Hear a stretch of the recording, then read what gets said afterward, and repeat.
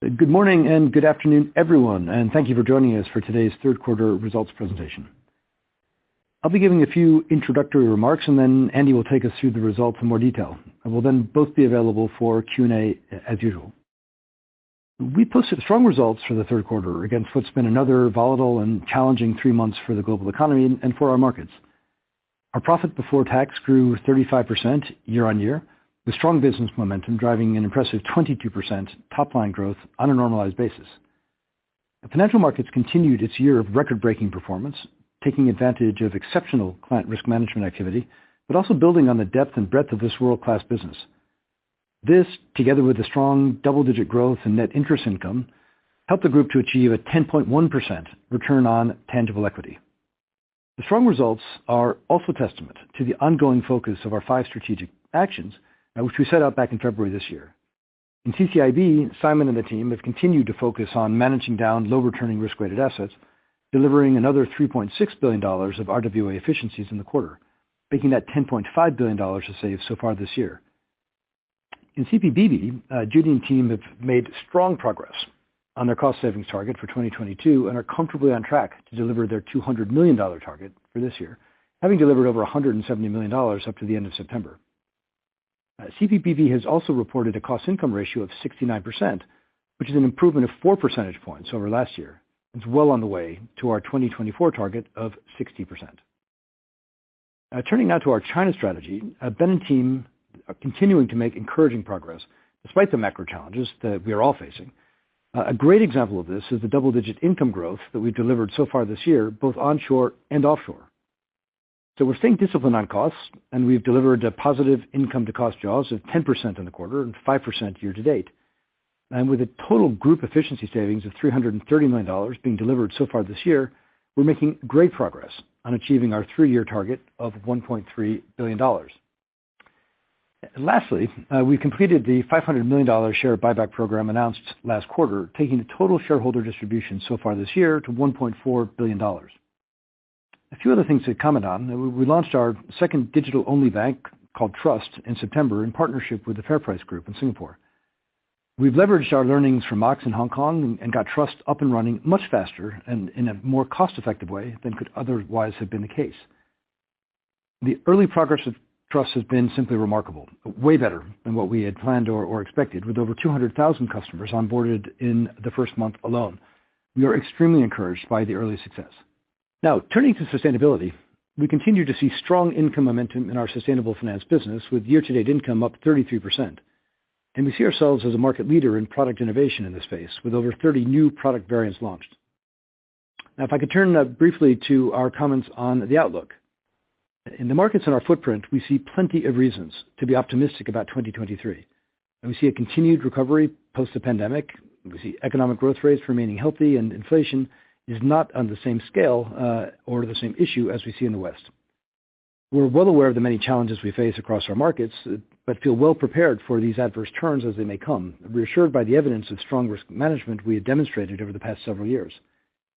Against this backdrop, and our own strong performance so far this year, we remain confident of achieving our target of 10% return on tangible equity by 2024, if not earlier, with continued strong business momentum and further NIM progression, whilst maintaining positive income-to-cost jaws.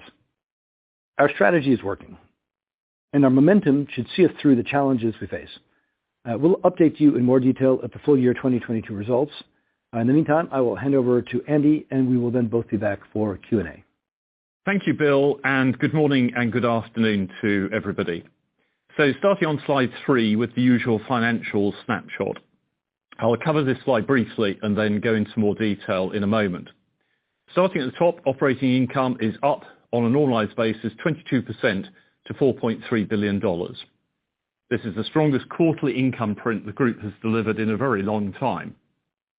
Approximately half of this increase was driven by interest rates, but encouragingly, the other half was the result of underlying business activity. And it was achieved against the backdrop of the wealth management market still being subdued. Moving down the side to expenses, in the third quarter, they were 9% higher on a constant currency basis. But with a number of cost reduction initiatives scheduled for Q4 delivery, we remain on track for a full year $10.6 billion print. We have maintained positive income to cost jaws of 10% on a constant currency basis. Credit impairment at $227 million was up $120 million on the same period last year, but still moderate by historic standards. This primarily includes further provisioning on China commercial real estate names and the impact of 2 further sovereign downgrades. All this led to an underlying profit before tax of $1.4 billion, a 35% or $0.3 billion improvement at constant currency. This contributed to a return on tangible equity of 10.1% for the quarter, 60% higher than a year ago. Our CET1 is 13.7%, which is in the upper half of our 13 to 14% target range. We intend to continue to operate dynamically within the full CET1 range, and will update you on our capital plans at the full year results presentation in February. Lastly, we continue to make progress on the exit of the AME businesses, which we announced earlier this year. The results of these markets will continue to be reported within our headline numbers until the end of the year. So let's start looking in more detail at our income performance starting on slide 4. As I previously said, overall income was up 22% or $0.7 billion. Around half that increase came from rates, which, as can be seen from the left of the top chart, particularly benefited retail deposit income, up 184%, and transaction banking cash income, up 124%. The other half was largely due to financial markets, which produced another record performance, up 21%. This was driven by a 43% increase in macro trading as a consequence of both increased client flows and increased volatility. Within the year-to-date FM income number, there is an accumulated mark-to-market gain of $239 million on liabilities resulting from the current market volatility. This will reverse when conditions stabilise and spreads narrow. This performance was partially offset by the 15% decline in wealth management income, which continues to be negatively impacted by weaker market sentiment and the ongoing COVID restrictions in China and Hong Kong. Albeit, we have continued to deliver positive wealth management net new sales, both in the third quarter and for the year so far, despite the challenging environment. You'll also see in the top chart that Treasury and other income was down $123 million, which primarily reflects the increasing impact of our structural and short-term hedges, all of which is included in the Treasury income. With the current shape of the yield curve, this is set to continue. I'll talk more about this later. Finally, on this slide, the bottom right-hand chart shows the sequential year-on-year income growth rate per quarter. It illustrates nicely that for the 5th successive quarter, we are in growth mode after the challenges of the pandemic years. And now, turning to slide 5, I'll spend a little bit more time on net interest income and margin. The headline here is that adjusted net interest income was up 25% at constant currency. Our reported third quarter net interest margin was 143 basis points, up 8 basis points from the second quarter. This is the 4th consecutive quarter of NIM expansion, and we expect this trend to continue for the remainder of 2022 and well into next year. It is the same mix of factors at play that we talked about at the time of our half-year results: rising interest rates driving NIM expansion, mix and beta changes, and then the dampening effect of our hedging activity. In the third quarter, we've seen the increase in interest rates across all major currencies, which collectively added about 23 basis points to our NIM.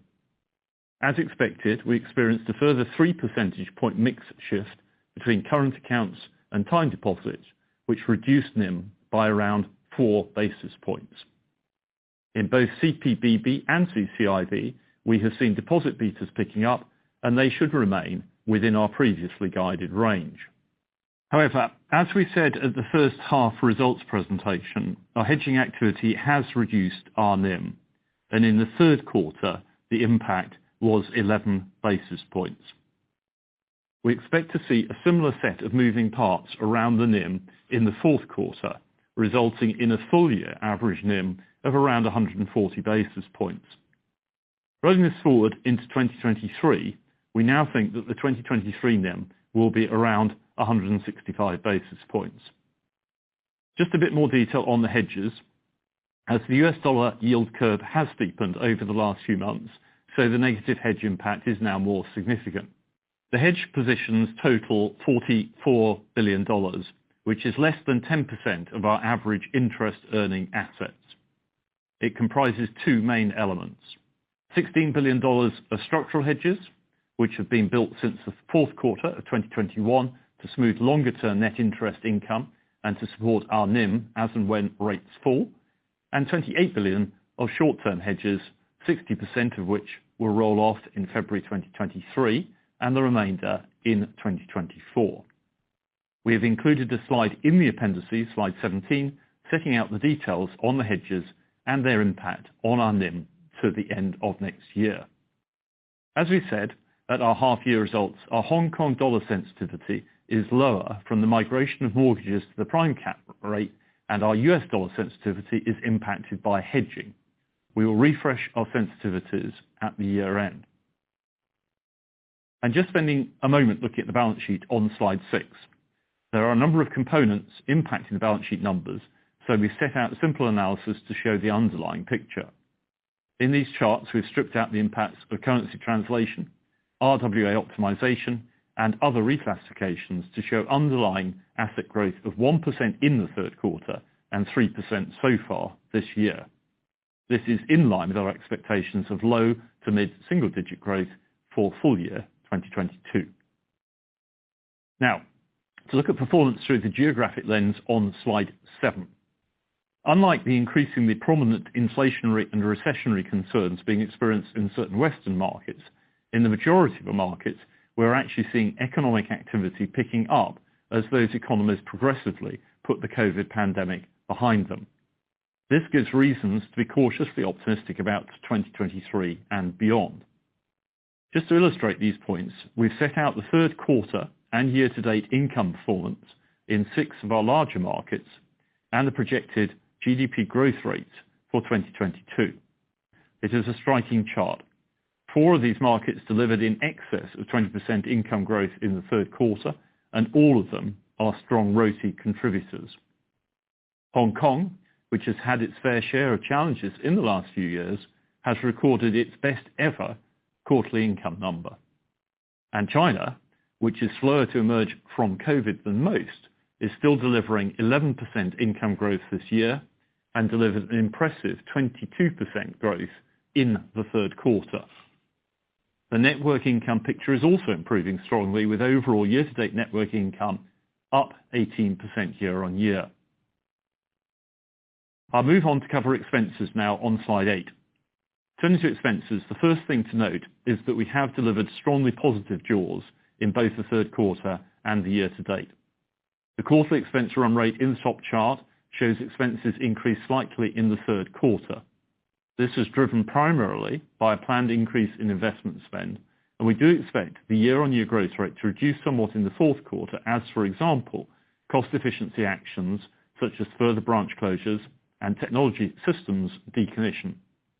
The year-to-date picture in the bottom chart shows that after allowing for FX and performance-related pay, expenses have increased by 6%. Salary inflation has run us around 3%, and we have selectively added headcount where there is a sound business case. We have also seen an increase in expense lines that were subdued during the pandemic, travel being the most obvious example. The effect of these expense increases has been in part offset by our cost efficiency saves. We are making good progress here, having delivered $330 million of total saves so far this year, with CPBB delivering $173 million. Now, turning to credit impairment and asset quality on slide 9. Whilst credit risk remain elevated, our overall portfolio remains stable and resilient. Looking specifically at the third quarter, credit impairment of $227 million is up $120 million year on year. The third quarter charge comprises 3 main components: China, commercial real estate, sovereign downgrades, and the regular flow of charges and releases in CPBB and CCIB. We have taken an incremental $130 million of provisions for the China commercial real estate portfolio.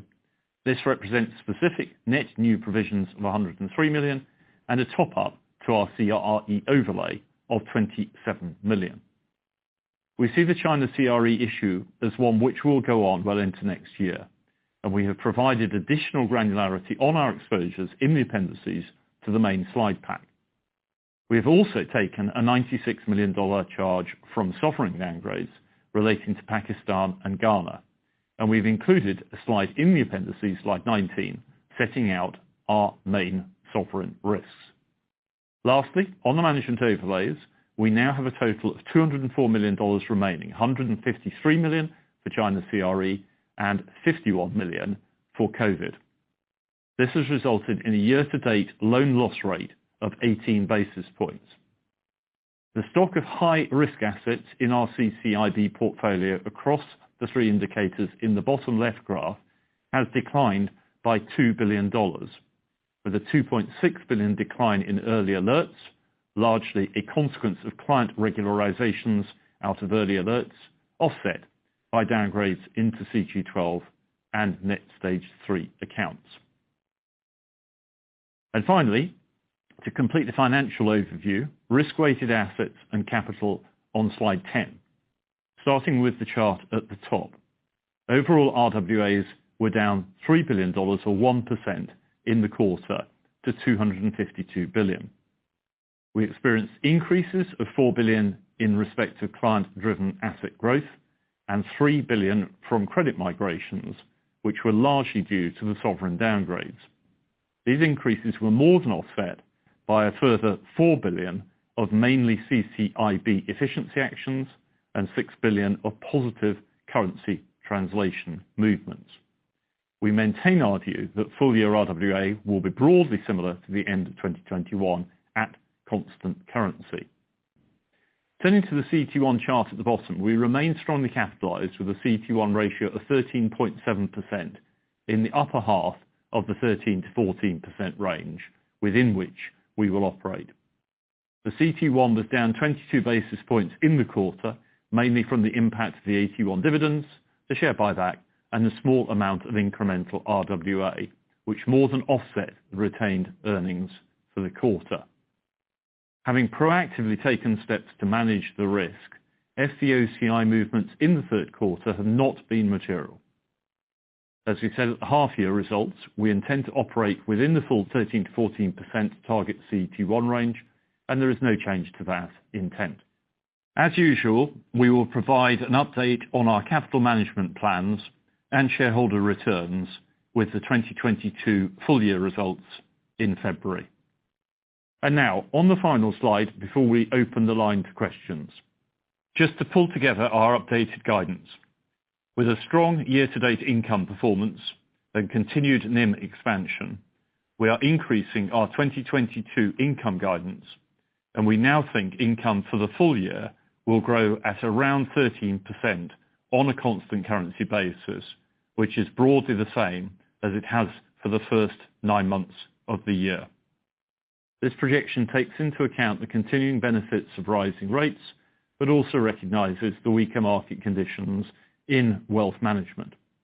This is supported by the early trading numbers for October, where we continue to see good levels of client flows in financial markets. It's also worth remembering that we usually see a seasonal downturn towards the end of the year, particularly in financial markets, where our fourth quarter income is usually the lowest of the year. We continue to expect the full year 2022 average net interest margin to be around 140 basis points. For expenses, whilst there is some incremental positive impact from currency translation since we last updated you, this is not a sufficient scale to move our estimate of around $10.6 billion for the full year.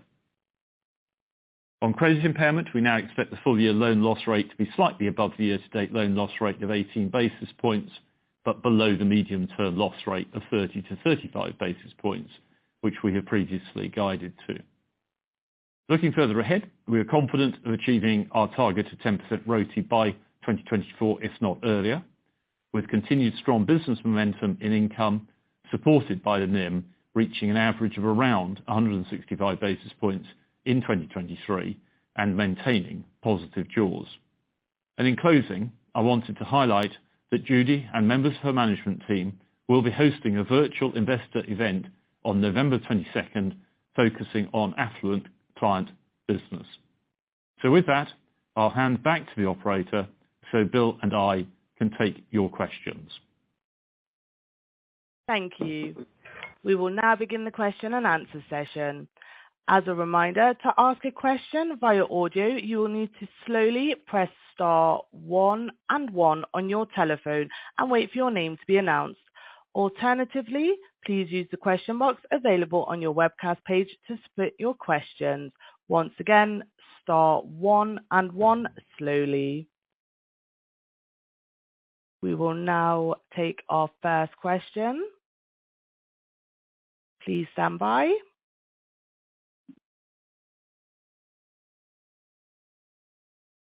And your first question comes from Joseph Dickerson, Jefferies. Please go ahead.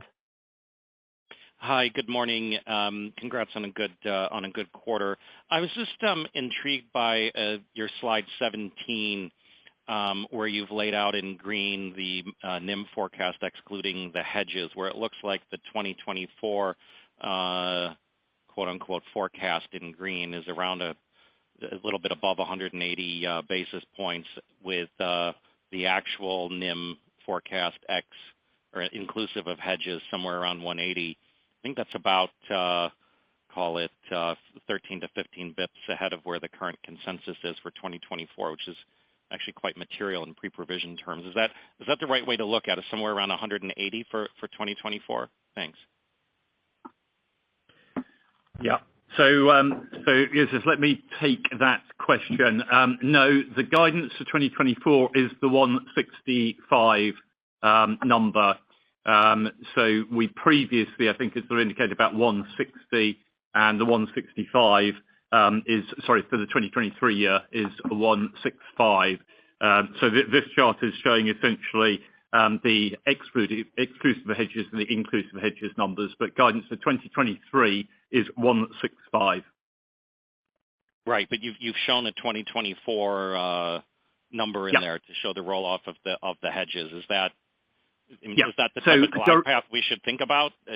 Correct. Correct. So glide path, you'll see we have studiously avoided putting a precise number on it in 2024, yes.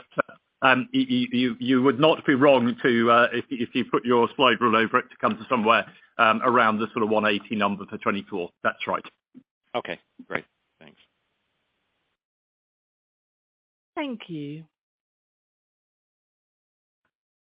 We will now go to our next question.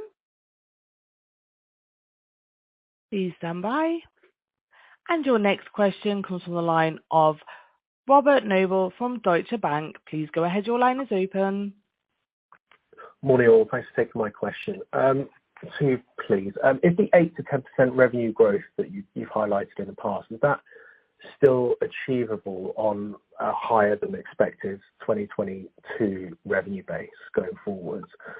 And secondly, can you just give us an idea on how Mox is progressing and the other ventures as well, and what their revenue contributions have been so far, and if they're on track with your targets? Thank you. Yep. So Robert, let me start then with the revenue growth. So you are right. Clearly, we have got a slightly higher base point, but equally we've seen rates rise a little bit more than earlier we would have anticipated. So 8 to 10% is very much still within our sights, and that is, I think, consistent if you take that sort of NIM guidance with what we would seek to do. So simple answer, higher base and still aiming for that 8 to 10% range. On the ventures, Mox has continued to build, and we are very pleased with the progress that we have got there. I think probably the standout for us has been slightly more on the trust side. So trust, as Bill mentioned earlier, 200,000 customers in its first month was ahead of what we had been hoping for, which is good, 1 million transactions. So as of today, we've got Mox with about sort of 400,000 customers, and Trust now moving up above the 200,000 level. The financial contributions for those are still relatively low. Obviously, it does take time to build up the income, but the bottom line is we are very happy with the progress of both of those, and particularly the relatively nascent Trust business has been a very encouraging start. Robert, I'll just add a little bit of color. I mean, Andy's answer is completely correct and comprehensive. And I'll say it's a real pleasure for me to be here with Andy, although we're not in the same room. The 8 to 10% growth obviously is off of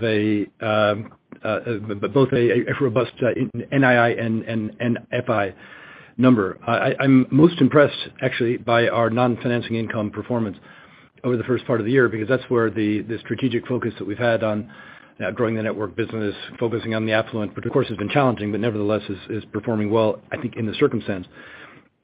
Building out the digital partnerships, sustainable finance, et cetera. They're all showing really good progress. And as Andy pointed out right up front, roughly half the growth that we've had so far is coming from interest rate increases, which we've also positioned well for in terms of our deposit base. Obviously, not so well in terms of our hedging, but that's a whole other discussion. And as we've all pointed out, those hedges roll off and give us some incremental upside as those hedges roll off in the coming years, assuming rates don't go into complete reverse, which is not our expectation. So reaffirming the confidence that Andy shared on the ability to generate this growth. On the venture side, Andy mentioned Mox and Trust, which are two standouts.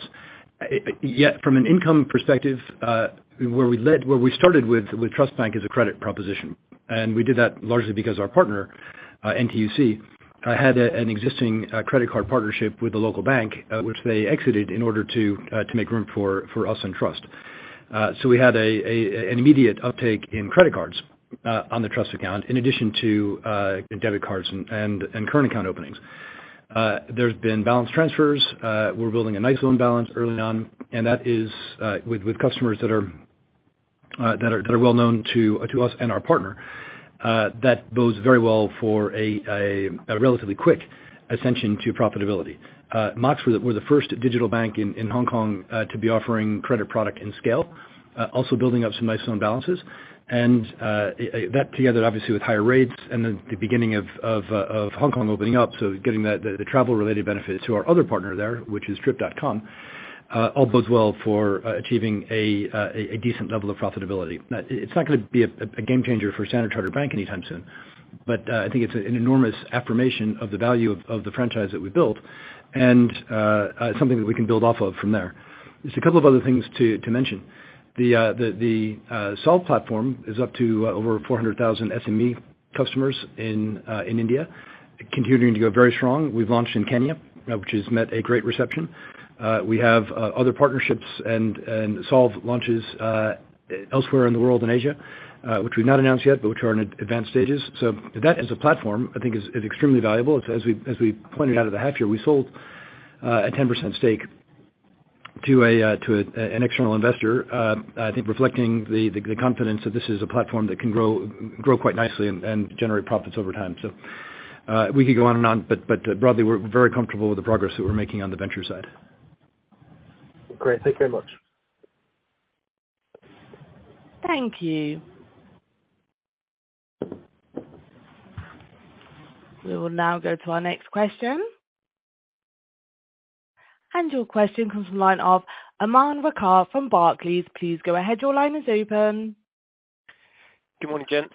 I just had two questions, if I could. One in relation to the hedges that you disclosed. So thank you very much for your new disclosure around the hedges and the impact on net interest income.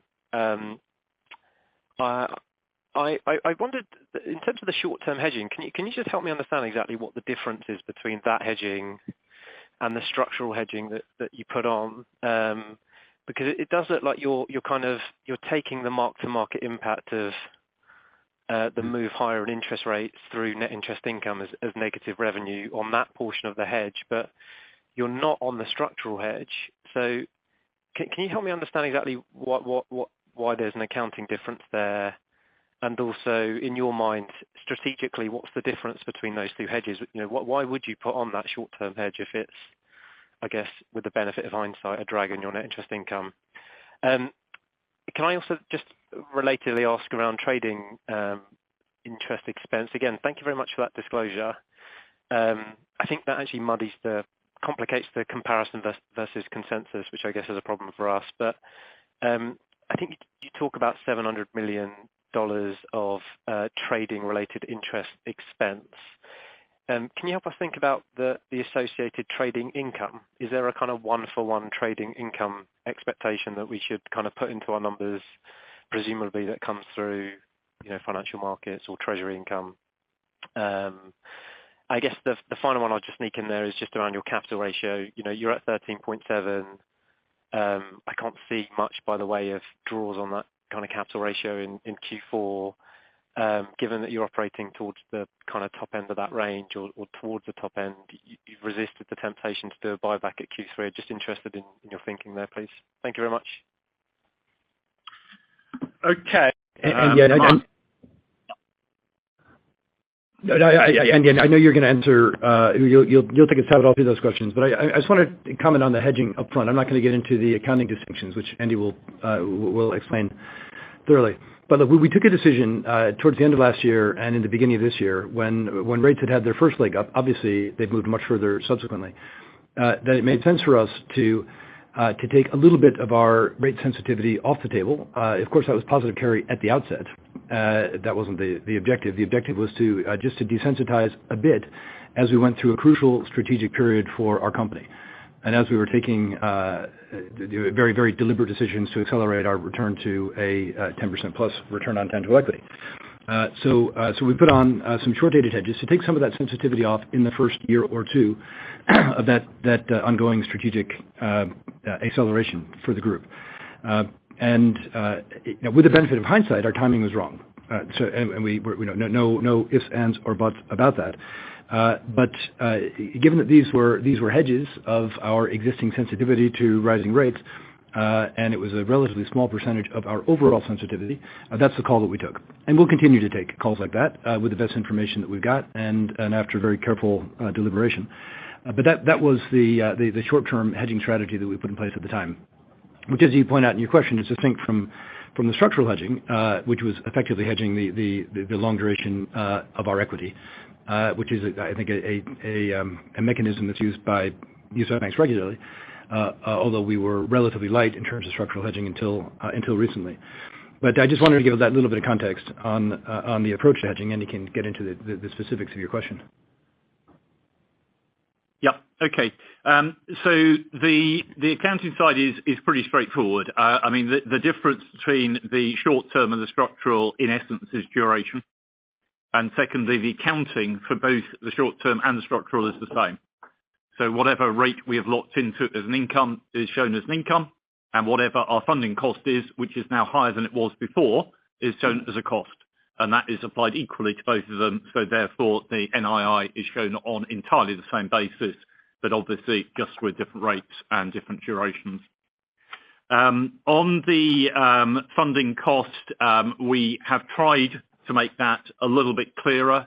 We do include the detail on the slide, but in essence, it is a switch between one type of income and another. It is therefore neutral in terms of the overall income for the bank.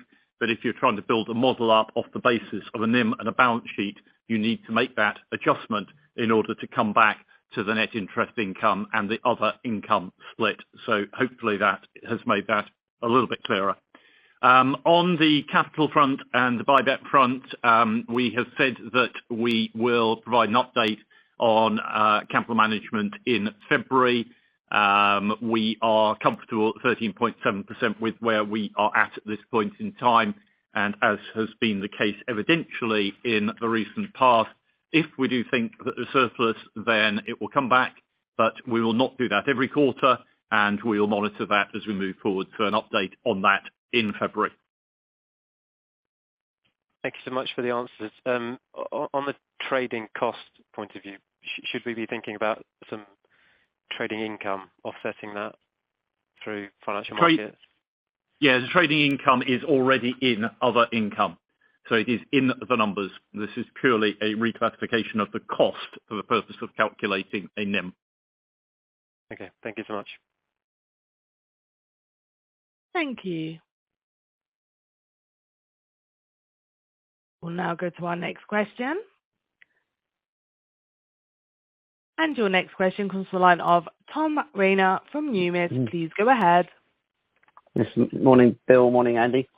Two questions, please. Just the first one, can I just stick on slide 17 and the margin chart, because this does look like new guidance for 2024. I don't think you've given margin guidance beyond 23 before, but the chart clearly suggests that the margin's going to close to 180, and I think currently your consensus is 167. So it's quite material uplift versus consensus. I'm just wondering, was it intended to be this, or was that chart really to sort of illustrate the impact of the hedge? I mean, and have you sort of worked through, say, in your 2024 assumptions, market implied rates, deposit betas, deposit migration, the effect of the Hong Kong mortgage cap, etc.? I'm trying to get a sense of, is this really firm guidance for 24? Thanks. And I have a second one on cost, please. Okay. Well, let me take that one, Tom, and then we'll go on to your second one. Is it firm guidance? I guess the answer is no. Is it directionally where we think things could end up if we play out the various factors you have referred to, and if the current outlook for rates, etc., continues to hold? Yes, that is the sort of space that we would expect to be in. So we're not just purely putting this chart in to show the difference between hedged and unhedged. We are actually also looking at how we think the business will evolve. As we've said before, there is a sort of rollover of the balance sheet, the natural momentum that means that some of the rate benefits come through in later periods as the book reprices. And by inference, this is saying we don't think that 23 would be the peak. If rates hold to where they're at the moment, there would be a little bit more in the tank in the subsequent year, 2024. Okay, thank you. That's very clear. Just the second question on costs. It's a little bit concerned. I think your guidance for the full year on a currency adjusted growth rate is about 7%, full year on full year. The consensus has got that slowing to 4% per annum for sort of 23 and 24. And I'm just trying to get a sense of, is that still achievable given the inflationary world that we're now living in, or do you think that the 4%, the slowdown from 7 to 4, is going to be challenging, but maybe revenue is going to be good enough that that's not necessarily a problem regarding your return targets? I'm just trying to get a sense on the where you think the costs are going. Thank you. Yeah. So you're right, Tom. The 10.6, I think, is about 7% growth. There's a bit of profit-related pay, etc., but 7% is where we think we would end up for the current year. We are very focused on the cost front. As you know, the programme to take 1.3 billion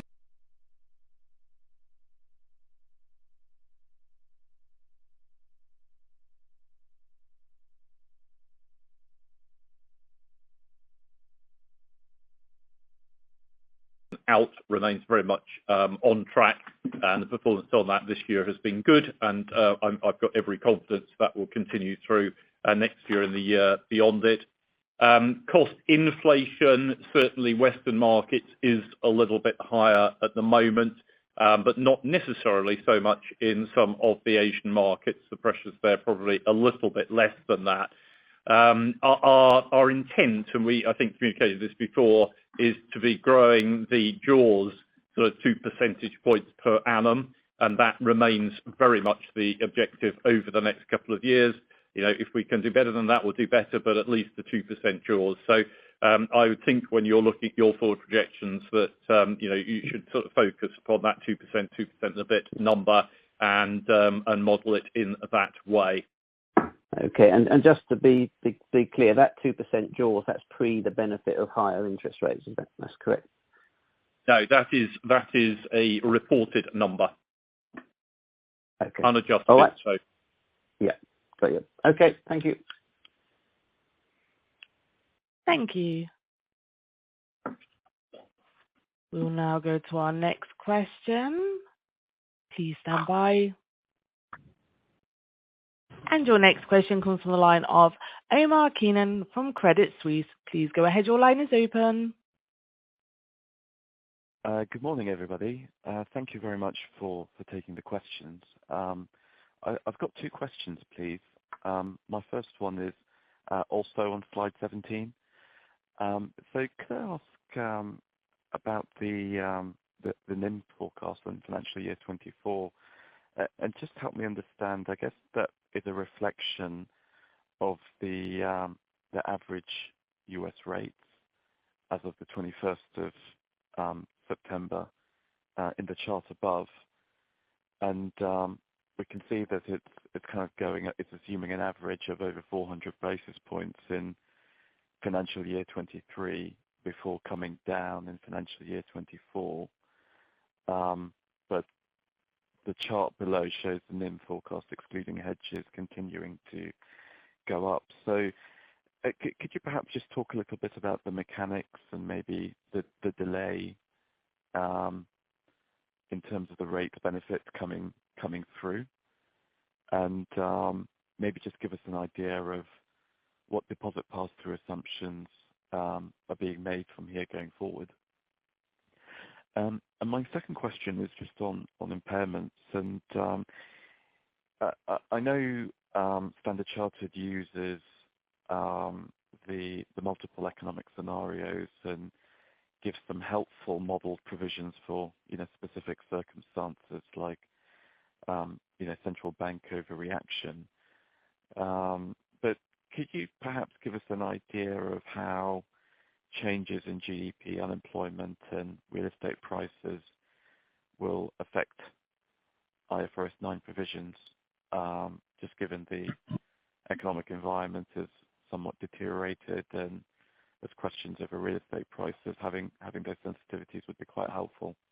Thank you. Good. Okay, Omar, I'm rapidly thinking we should have made slide 17 slide 1 in our pack, but anyway. So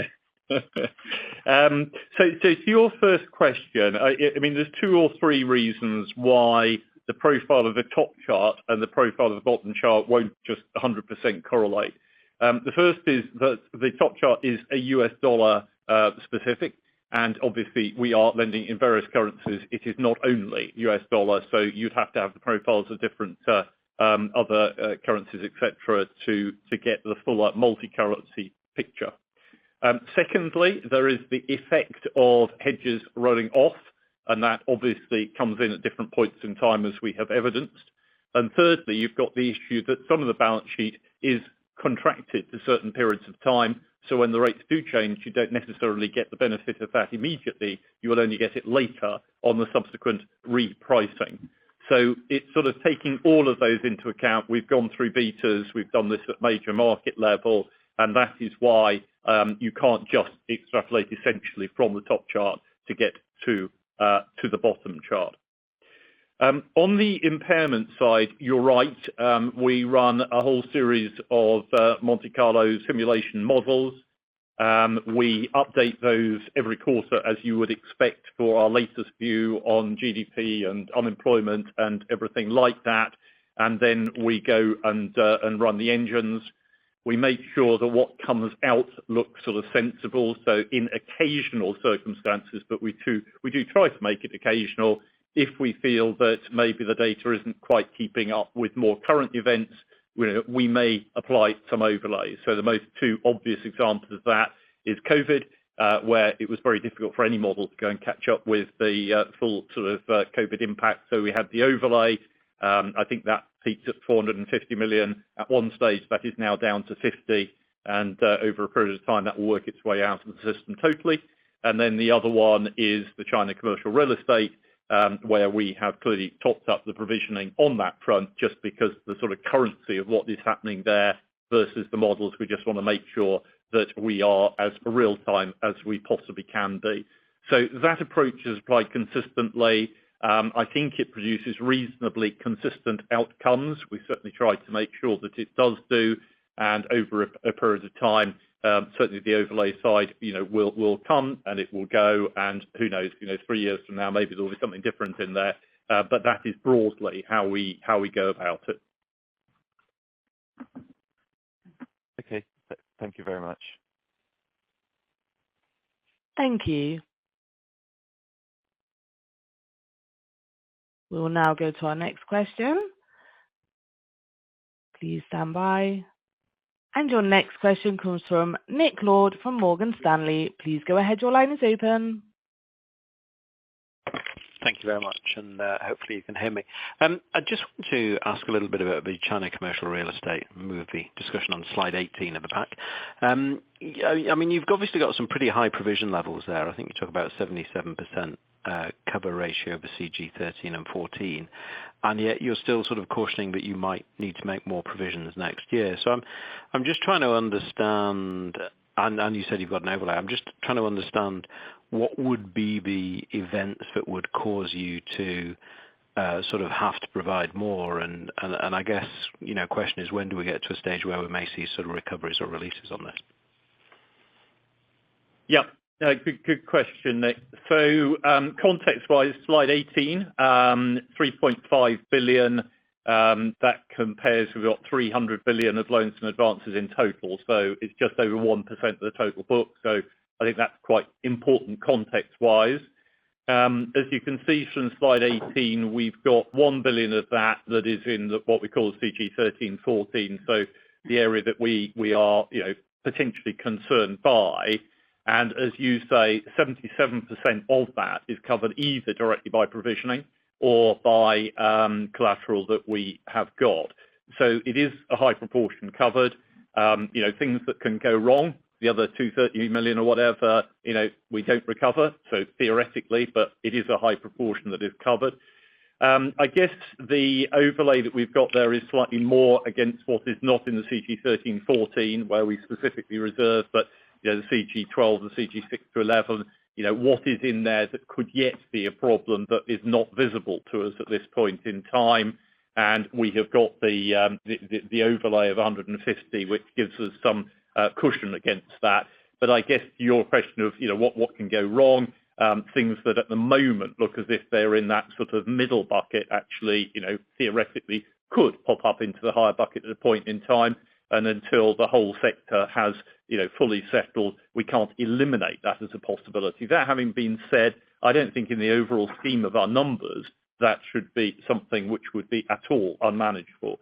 Let's look at this 220 odd of total provision in the quarter. Pretty much all of that is the sovereigns and this issue. I mean, the rest of our book has actually been almost net zero. So the rest of the book is in a good shape. Obviously, we keep an eye on that, and obviously, with interest rates rising, we have to be diligent on it. But I think the book is in good shape, and I think to the extent that there may be, possibly some more exposure in the CRE space over the next year whilst the whole market settles down, maybe, but I do think it will be at a manageable level for us. Okay, perfect. And are there any... Sorry, no, I was just going to give it a little bit more color. I know there's a lot of focus on China CRE, both because of the exposure itself, but also because what it says about what's going on in China more broadly. The fact is the market, the segment in China is still highly distressed. There's a bit of a buyer strike. There's a concern that prices will fall. And as a result, the prospective buyers or actual buyers are relatively sidelined. Cash flows are down even for high quality companies with high quality projects that don't have heavy development agendas. So the entire sector is feeling that. Now, there's been quite a bit of policy support for the sector, but it's not turned the tide as yet. So I think, as Andy said, we've taken a cautious approach. I'm extremely comfortable with the level of provisioning right now, but we've taken a cautious approach in terms of both provisioning, but also guiding to outlook, because the sentiment in the sector has not yet turned. And as the sentiment doesn't turn, it is possible that the challenge creeps up the quality stack into what we look at today is much higher quality borrowers with low loan to values and good cash flow coverage. But the pressure is there, and I think we just have to acknowledge that until that turns, we'll probably continue to hit a note of caution on that sector. Now, in terms of how that's spilling over to the broader China market, obviously there's a huge amount going on in China right now with the combination of the leadership adjustments and changes, the policy pronouncements, and I think as yet uncertainty about the precise direction of travel. But obviously material uncertainty around when the restrictive COVID policies are relaxed and then lifted. What we're seeing though is, and we've seen it very clearly in our business, is a very good steady growth in our business. I mean, both onshore and offshore growing very nicely. Good ongoing advances and adds on the consumer credit side through the partnerships that we've arranged and outright. Good prospects on the wealth side, although clearly impacted by the market environment. So the sentiment that is acutely negative in the commercial real estate sector is not shared across the rest of the portfolio. And that for us is quite encouraging. Hand back to you, Nick. Yeah, but no, that's very helpful. Thank you. And just, I mean, linked to that, I mean, I know you've hardly made any provisions outside of that and the sovereign exposures, but are there any areas that you're sort of just focusing on at the moment, especially given that sort of continued slow GDP growth in China? In sort of areas that potentially could come up as risk areas? We scan across markets, more fragile economies, obviously we give more focus to, but at this point in time, there is nothing that I would particularly call out. There are no sort of across the board areas of real concern. Interest rates rising obviously can put some pressure on some corporates, so we just need to be alert to more highly geared corporates. But at this point in time, the overall book does seem to be behaving okay. Okay, perfect. Thank you very much. Yeah, I'm completely with Andy. As you'd expect, there's been a lot of pain in the leveraged finance sector. We are a meaningful leveraged finance player, but we've avoided the losses. I guess I don't know how to be more subtle about it, and that's really good. It means I think we're in a good position to take advantage of some opportunities that could come up as that market settles out. But apart from the people that are exposed, structurally to higher interest rates or a strong U.S. dollar, and that's primarily the sovereigns in our case, sovereigns and companies that are closely linked to sovereigns.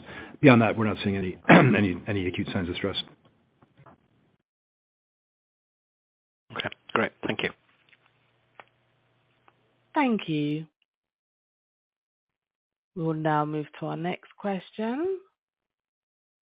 Please stand by. Your next question comes from the line of Perlie Mong from KBW. Please go ahead. Hiya, good morning. Just staying on impairment. On sovereign downgrade, so obviously for the reasons you've outlined, stagflation, USD strength, etc. How much more are you worried that might be coming in terms of sovereign exposures in the market that you operate in? So that's number one. And the second question is another quarter of RWA reduction from efficiency actions in the CCIB, which you've sort of delivered for 3 quarters now. Can I just sort of ask you to go into a bit more details about exactly what actions you've taken, just to help us understand the sustainability of the RWA reduction? Yeah, thank you. So we've put a slide in. We seem to be working our way through the back of the slides. Slide 19 actually gives a little bit more detail on the sovereigns that we have been particularly watchful of, where there have been downgrades. And I think as we see it at the moment, that is the sort of situation. Time will obviously tell. We'll see how some countries fare over a period of time, but at this point in time, that is sort of where we're at and the situation that we see. On your other question on the RWAs, we said back at the start of the year that actually reducing the lower returning risk-weighted assets was going to be a key part, particularly for our corporate business. That sort of sits alongside the need to get the income return on our risk-weighted assets in our corporate business up. And I think we've actually made some really good progress on that in pretty short order. So we were, I think, the income return on the risk-weighted assets, we were below 5% at the start of this year and said we really need to get 6.5%. The year-to-date number is 6.3, so we've climbed a huge way up that curve. And then in terms of the risk-weighted asset reduction, we'd said 22 billion out by 2024, and we've actually done very nearly half of that at the 9-month point in a 3-year period. So I do think that we're not just sort of talking about things, we are doing things. That is being achieved by being more thoughtful about the returns that we are prepared to accept on new business. And sometimes, we'll decline to be involved if we don't think the returns are quite high enough. Sometimes it is on pre-existing and, at a point when, we can rotate. Other times it will be actually about managing the RWA numbers themselves. Are there different ways that we can secure those, get collateral, etc., that will actually manage the risk weight, but nonetheless still give us the income return. We also said that we would move a little bit more towards financial institutions, where the income returns are slightly higher, and that again has been happening over a period of time. I think financial institution income was about 41% of the corporate income now. That is 44%. So it's a sort of collective of all of those that I think really has been making a difference, and it's great to see the focus of that within the business actually really started to come through, and also coming through in terms of the return on tangible equity that we are getting third quarter in the corporate bank, 17.5% ROTE is clearly a great print and significantly up on the 10% of a year ago. Okay, thank you. So back on sovereign exposure. So other than Pakistan, Ghana, and Sri Lanka, are you broadly comfortable with the other markets you're operating in? Then that it's under control, as it were. Yep. Okay. Thank you. Thank you. I will now hand back for webcast questions. Thank you, Sharon. If we could now turn to a couple of questions from the webcast and turn into you, Andy.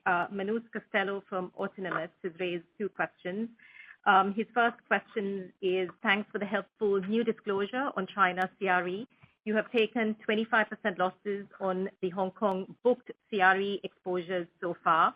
Where do you think this loss could bottom out given the current outlook? And the second part of his question is on costs. 2% jaws on plus 8 to 10% revenue growth, so cost plus 6 to 8% for full year 2023. So taking those in turn, and I think I will be repeating slightly what I said before, but the China commercial real estate, we have provisioned to what we think is an appropriate level at the end of the third quarter. What Bill and I have said is that is still a movie that is still playing out, and therefore one can't totally eliminate the prospect that there could be some more provisioning over a period of time. But we do think it is going to be at a manageable level, and that it should not be something that will cause major disturbance. In terms of the income and the costs, 8 to 10%, you will take your own views as to sort of where in that range you think we can get to off the NIM guidance, and then the other income, obviously forming a view on that. As I said, on the jaws, 2% is what we had said that we would seek to do over the period. If we can get the jaws up slightly higher than 2, I would like to do that, and by inference that would mean the cost increase would be a bit lower than it would be at the 2% level. But directionally, I think we've got a couple of years ahead of us where there should be good jaws progression. And indeed, you need to see that in order to get to a 10% ROTE in this business. So the fact we are reconfirming absolutely that the 10% we think is there for the taking in 24, if not earlier, is very consistent with that. Thank you, Andy. The next question is from Robin Downs from HSBC. Coming back to a question on margins and slide 17 again. As mentioned earlier, it looks like ex hedges, you're signaling a margin for 2024 of, say, 180 basis points. But that's assuming the hedges disappear entirely. But will the structural hedges not remain a drag in 2024 with their longer duration? They appear to make up half of the current hedge drag to NIM. So the 180 number we talked about, again, directional, just to sort of stress that. What we will see is the short-term hedges rolling off during that period. Now, obviously, over the next 2.5 years, we'll form views as to whether there is any more short-term that we need to do to replace it. But if we did, then clearly that, certainly as at the moment, will be at much higher rates. And the projections there do include the assumption that the longer-term structural hedging does continue in place, and that will be, a feature for the longer term, which is implicit in the word structural. So it does factor that in. Thank you, Andy. I'm handing it back to Sharon again to take a couple more phone questions. Thank you. We'll take our next phone question now.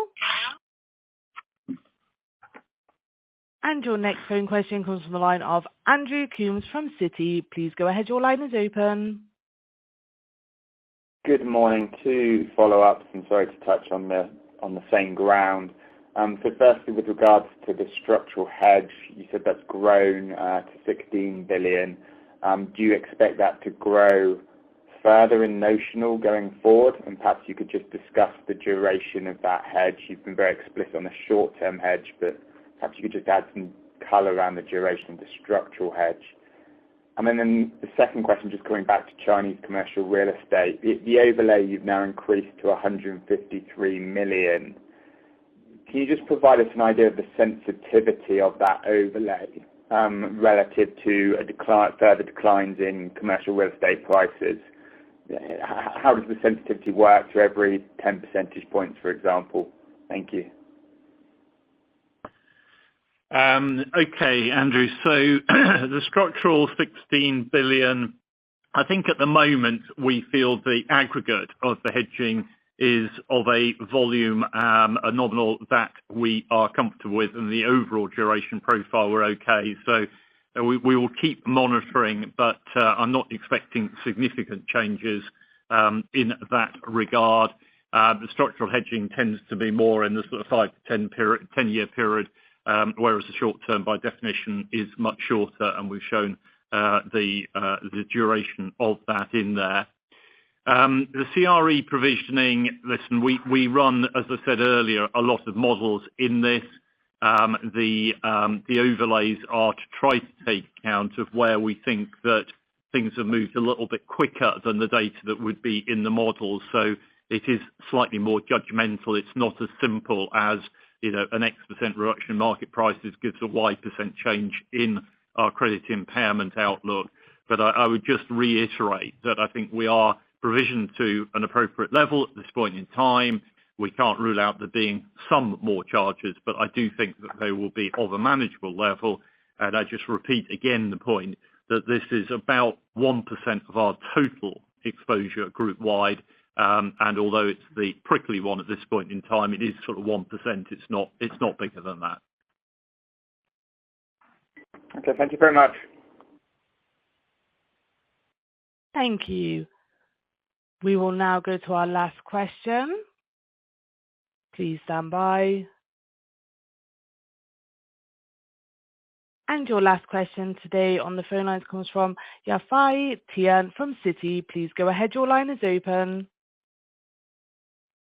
Thank you for taking my questions. I really have a more broad, big picture question around asset quality guidance that you have for future years of 30 to 35 bps. Given the very uncertain macro outlook, the 30 to 35 bps looks perhaps a little bit low if there is any shock event that's happening. And it also certainly looks a little bit low compared to probably the COVID year you have seen, or maybe the average that we have seen in some of the historical, crisis. So what gives you the confidence in that 30 to 35 bps credit cost guidance?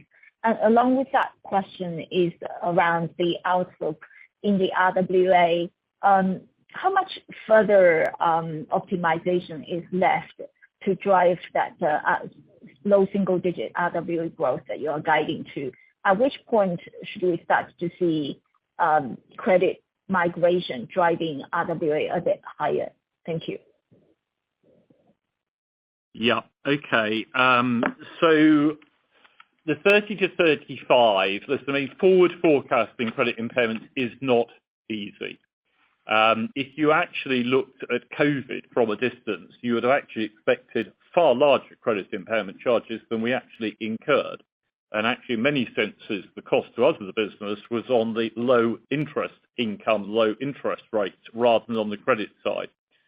The 30 to 35 is derived from looking back over multiple time series in the past and seeing what happened, but it is not a precise science. You know, some of those time periods had slightly different interest rates to the ones we've got now, and there clearly is a relationship between the height of the rate and the amount of impairment that one takes. We have got IFRS 9 that has come in, which wasn't around during some of the reference points. But overall, when we look at the book, we look at what we've done to tighten our credit control procedures over multiple years recently, the fact that the book is behaving well at this point in time, we feel that that 30 to 35 range is a reasonable range. And, you know, we are operating quite a lot below it at the moment, but we think it is a reasonable estimate as to where we might end up. On the RWAs, we've taken the $10 billion out so far year to date. We continue to push on those. Whether we'll be able to do quite that same rate in the balance year, I don't know, but there certainly is more that we can do there. And also, this is not a single year push. This is something that we will be driving over the full 3-year period, and I suspect well beyond the 3-year period. So I do think that there is opportunity with the RWAs. Overall, the credit, sort of the adverse moves, if you like, on credit have more been about the sovereigns and the ratings of the sovereigns than they have actually been about the book. So over a period of time, we will see what happens there. But, you know, let's not judge this by sort of Western sort of standards, but in a lot of the Asian markets we've got, actually the economic outlook, as Bill said right up front, is, you know, is looking quite encouraging and probably more encouraging than some of us might believe living in some more Western parts of the world. Thank you. Good. Well, I think with that, we have come to the end of questions. So thank you very much for your questions. We are certainly encouraged by the third quarter and slightly upping our guidance on the income this year and upping the NIM guidance for next year and reasserting the 10% 2024, if not earlier, hopefully are the main messages that you will take away. Thank you very much indeed for your time.